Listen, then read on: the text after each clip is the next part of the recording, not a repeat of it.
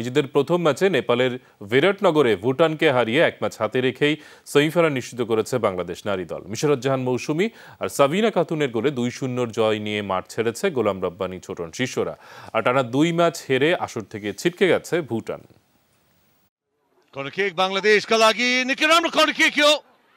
अवसर यहाँ बांग्लादेश का लागि र खेलमा अग्रता लिएको छ।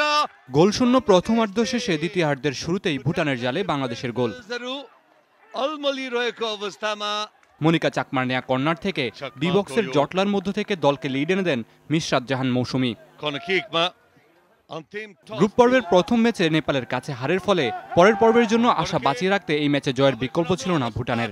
তবে সুযোগ তৈরি করেও জালে বল জড়াতে ব্যর্থ হয় তারা। 82 মিনিটে আক্রমণের ধারা অব্যাহত রেখে লিড দ্বিগুণ করতে পারত বাংলাদেশ। প্রতিপক্ষ গোলরক্ষক সঙ্গীতা মনগেরার দৃঢ়তায় সেটি পেরে ওঠেননি গত সাফে 5 গোল করা স্বপ্না।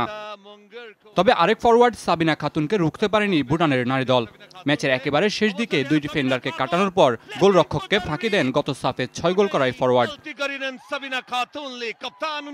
শেষ পর্যন্ত ওই 2 গোলের ব্যবধান নিয়েই মাঠ ছাড়ে গোলাম রব্বানী ছোটন শিষ্যরা। গ্রুপ চ্যাম্পিয়ন হওয়ার লড়াইয়ে আরেক সেমিফাইনালিস্ট নেপালের বিপক্ষে 16 তারিখ মাঠে নামবে বাংলাদেশ নারী দল। মামুনুর রশিদ, যমুনা স্পোর্টস।